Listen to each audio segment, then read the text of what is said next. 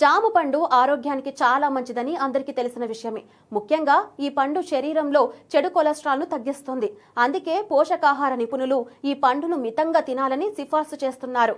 జామ పండులో ఫైబర్ పుష్కలంగా ఉంటుంది. ఇది రక్తంలో పేరుకుపోయిన అదనపు చెడు కొలెస్ట్రాల్ను తగ్గించడంలో సహాయపడుతుంది.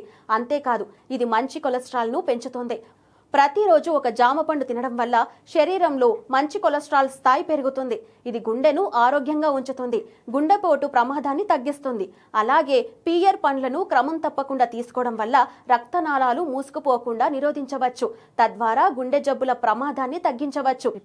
ఇది ట్రైగ్లిజరైడ్ రక్తంలో కనిపించే కొవ్వులను కూడా నియంత్రిస్తుంది.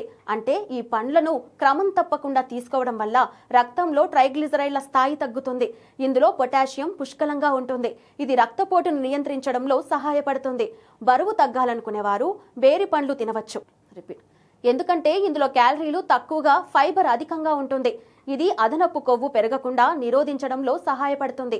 ఇది మధుమేహాన్ని నియంత్రించడంలో కూడా సహాయపడుతుంది.